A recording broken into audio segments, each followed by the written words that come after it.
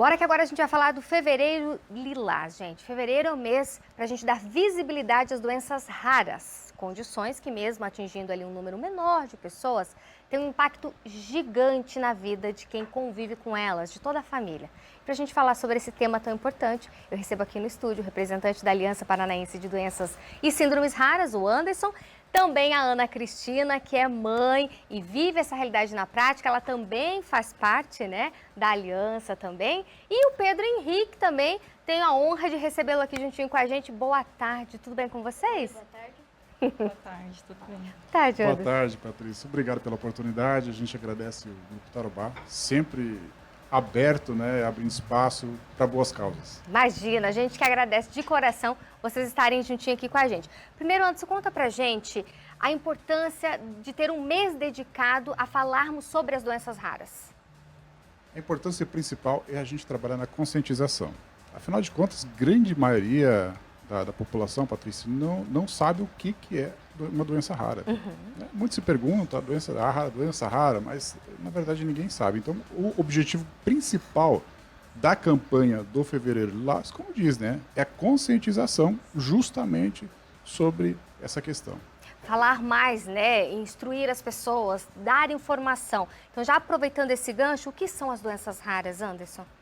Doenças raras são doenças que elas atingem, no grupo de 100 mil pessoas, você vai ter 65 indivíduos que podem estar, né, com uma doença rara. Doenças raras, elas têm várias procedências, né? A grande maioria é genética, né?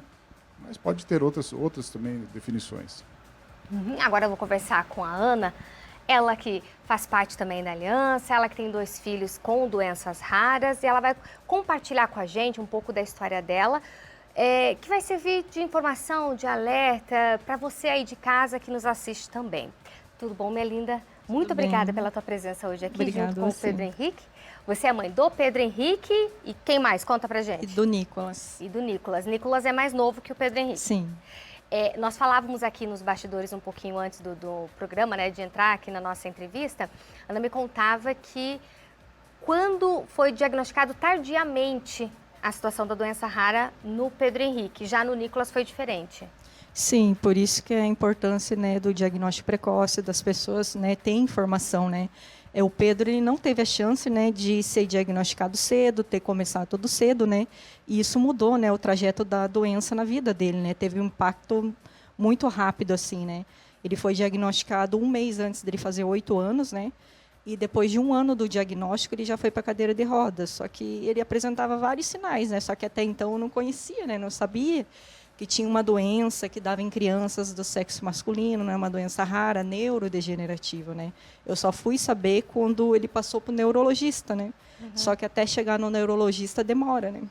E o detalhe que eu achei muito triste, e acho que muitas pais acabam passando por isso, é aquela situação de não, seu filho não tem nada, você está inventando doenças, mãe, você enfrentou isso? Sim, eu passei muito por isso, né, porque o Pedro, ele começou andando na ponta do pé, né, que essa doença, ela causa hipertrofia, né, que é quando o músculo está sendo substituído por gordura, né, e daí ele andava na ponta do pé e caía, né, e tinha fraqueza muscular, daí ele fazia uma manobra para levantar, né, que é uma das características de quem tem distrofia muscular do Duchenne.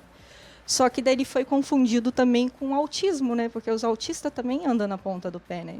E isso foi atrasando o diagnóstico dele, né? Por isso que ele foi diagnosticado tarde, né? Porque ele já começou, vamos se dizer, tarde a desenvolver a doença, né? Ele tinha de 5 para 6 anos. E daí com o Nicolas já foi diferente? Sim, o Nicolas teve a sorte, né, de ter o diagnóstico precoce por causa do irmão dele, né? Ele foi diagnosticado com 4 meses. Com 4 meses. Sim.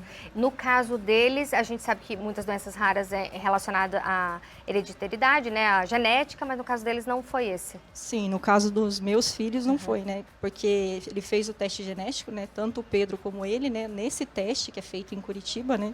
Mostrou que tanto ele como o irmão, né? Foi o organismo que desenvolveu a doença, que a médica me explicou que é mais rara ainda de acontecer. Nossa. Mãe, agora passa por gentileza o microfone para o Pedro Henrique, fazendo o favor, para ele me contar um pouquinho. Pedro Henrique, que agora está no auge dos seus 14 anos. Me conta um pouquinho da tua realidade, Pedro. Como é que é para você, né, essa caminhada toda até chegar ao diagnóstico? Hoje você conhece bem sobre a sua doença rara? É um pouco difícil, Mas eu já me acostumei com a doença já. E os sintomas são que você... Fica bem tranquila. Quando você era, então, menor, você andava na ponta dos pés, você tinha Sim. muitas quedas. Tinha. Aham. E daí foi passando tempo, visitando médicos e médicos. Quando descobriu o que você tinha, você também sentiu um certo alívio, Pedro? Sim. Sim? Você toma medicações? Como é que é o tratamento? Sim, tomo bastante medicações. É. E como é, assim, a sua vida? Ele vai na escola, mãe? Como que é essa parte? Quer alcançar ali para a mãe? Pode falar também junto. O Anderson segura o microfone para você. Então, como a doença é uma doença neurodegenerativa, né, ele já sente bastante dor no corpo, né?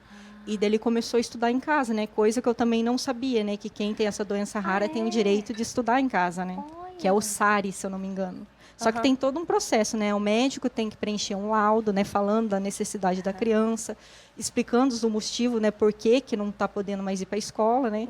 E daí passa por um processo, se eu não me engano, leva de 2 a 3 meses, né? Até o governo contratar, né? Um professor para dar aula em casa para ele. Olha só. E já, Pedro, em relação ao seu irmão, o Nicolas, como você, vamos dizer assim, está à frente dele, né? Para ele, você ajuda bastante ele nessa questão? Porque vocês dois têm a mesma doença rara? Sim, eu ajudo ele bastante. É. Vocês conversam sobre? Sim, nós conversamos. É, e ele também tem essa... Porque você é muito inteligente, você tem um entendimento muito legal, muito bacana sobre tudo que está acontecendo. Seu irmão também? O Nicolas também? Aham. Ou ele, por ser mais novo, assim, ainda não é tanto? Não tanto. É, né? É. É mais novinho, né? Deixa ser Sim. criança, né? Você já está adolescente, né, Pedro? Aham. Me conta uma coisa, Anderson. Nós tivemos o seminário, vamos ter uma caminhada. Conta mais pra gente. Deixa eu falar um pouquinho sobre a Aliança Paranaense. Claro, que eu acho que é pode. muito importante, Patrícia. O que é a Aliança Paranaense? É a união de várias entidades em todo o Paraná, de mães principalmente, né? Eu sempre brinco, eu falo para Ana, às vezes para as meninas, né? Eu sou o intruso, né? Mas a gente está aí para somar. Claro. Né? Mesmo sendo homem, a gente está aí para somar. E a união dessas entidades, elas formam a Aliança Paranaense de Doenças e Síndromes Raras. E aqui em Cascavel, a gente foi incumbido dessa missão. E eu digo para você com muita honra, muito orgulho, eu sempre falo assim que Deus me privilegiou, né, de dar essa missão. Porque a Ana e mais tem outra mãe, né, que elas fazem parte do grupo e elas queriam muito que acontecesse a campanha em Fevereiro Lilás. Aí ano passado elas conversamos, e aí a gente entrou em contato com Curitiba, as meninas lá, que é a Fernanda Kemi, Shirley Ordono, Claudiane, né, enfim, as meninas lá apoiaram, passaram para nós todas as instruções e a gente teve ano passado a primeira campanha em Fevereiro Lilás. E os pilares da campanha em si, eles são como? Nós, de uma forma, a gente sempre procura obter do poder público e de algumas entidades a iluminação na cor lilás de prédios. Por exemplo, um município, a sede da prefeitura, ela é iluminada na cor lilás. A sede da OAB em Cascavel está na cor lilás. Inclusive, isso eu quero depois falar um pouquinho também sobre o apoio da OAB, né? E aí, outro pilar da campanha em si são as caminhadas e eventuais seminários. Ano passado a gente teve uma audiência pública, né? Afinal de contas, a audiência pública é importante para quê? Para que as mães se manifestem. Porque eu sempre falo assim, Patrícia, as protagonistas da campanha, elas são essas mães. É a realidade delas. O que elas precisam? Elas precisam de visibilidade, elas precisam ser escutadas. Sim. E é o que falta. Que nem eu falei antes no início, falta compreensão. Falta compreensão do poder público, falta compreensão dos profissionais da saúde, falta conhecimento da parte dos profissionais de saúde, infelizmente, né? Porque já justamente por ser rara, então acontece muito. Aí o diagnóstico pode ser muito confundido, né? Autismo, temos aí X frágil, que é uma doença rara que se confunde muito com autismo, e aí segue. Então, os pilares da campanha são esses, né? A iluminação para dar aquele destaque, para chamar a atenção, as pessoas passam, por que está na cor lilás esse edifício? Né? A caminhada que a gente faz justamente para chamar a atenção e a busca de conhecimento, né? Inclusive, esse ano, nós tivemos aqui, então, agora, terça-feira, um belíssimo seminário, contamos com a presença ali da Shirley Ordono, que ela é especialista, é uma das coordenadoras, ela faz parte da Febraharas, que é a federação, ó, tem umas fotos, inclusive, que o pessoal está passando da caminhada do ano passado, ela ela é integrante da Fibra Raras e da Casa Hunter, que são instituições que trabalham só com a causa em si de doenças raras. E aí eu tenho que enfatizar, sabe, o apoio de gente, por exemplo, como a OAB. Eu vou ser bem sincero para você, a presidente Silvia Massaro, a gente tem, eu sempre falo, a gente tem que ser grato, Claro. né? Porque às vezes falta gratidão às pessoas de olhar, porque doença rara, normalmente o que acontece? Como é um público pequeno, tu sabe, dá atenção. Gente, é difícil até eu citar isso, mas às vezes certos agentes, né, públicos dão atenção para massas maiores, né? Sim. Acho que bom entendedor vai entender o que eu estou querendo dizer. Agora, porque é um público menor, parece que às vezes acaba ficando um pouquinho meio relegado, né? E a OAB não, a OAB abraçou a causa, né? A Comissão de Acessibilidade, inclusive eu estou lá, porque eu sou acadêmico de Direito, e eu faço parte da Comissão de Acessibilidade da OAB. O presidente, o Ezequiel, né, Schlichting, ele levou essa demanda para a presidente Silvia Massaro. Ela falou, não, nós vamos fazer o que precisar, a gente vai estar à disposição. Então aconteceu o seminário, nós tivemos a presença de educadores, da Secretaria de Educação, nesse caso até que o Poder Público enviou, né? Então nós tivemos ali a pessoal da saúde, entidades participaram, então foi bem bacana, né? Então acho que são passos que nós estamos dando, ó, que aos poucos vai se consolidando, e a intenção é essa, Claro. dar visibilidade. Com certeza. E sábado, aí o convite, Ana, Pedro, né? A gente vai ter uma caminhada muito especial, vai se iniciar em frente à Praça do Migrante. Ó, a Ana e o Pedro estão com a camiseta aí, né? Estão com a camiseta, a gente vai iniciar às 10 horas em frente à Praça do Migrante, seguindo até a Câmara Municipal. E aí eu convoco a cascavelense, você que simpatiza e que vê nessa causa algo realmente bom e que é uma causa boa, se vista de lilás. Vai lá, participe. Essas mães, elas precisam de apoio. Elas precisam de um abraço. Então, a gente está convocando e pedindo que a população Todo mundo participe. compareça. Com certeza, viu? Fica o convite, então, para todos os nossos telespectadores, que eu tenho certeza que também vão abraçar essa causa, viu?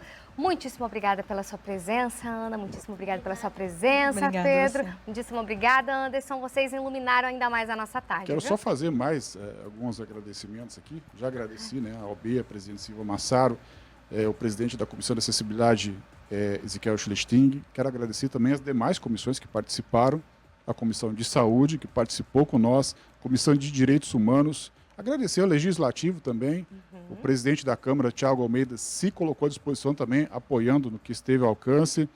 A Janete, que é da SERGE, né, ela fez parte, mandou todos os ofícios e convites. E, claro, a Aliança Paranaense de Síndromes Raras, a Schiller Dono, que esteve aqui conosco. Perfeito. Agradecimentos realizados.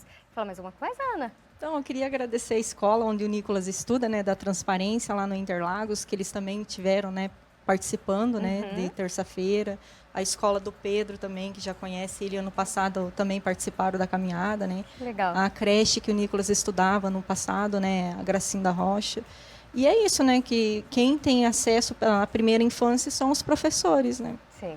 Tem que agradecer a esses profissionais, né, que são anjos aí em nossas vidas também. Obrigado mais uma vez vocês e até uma próxima.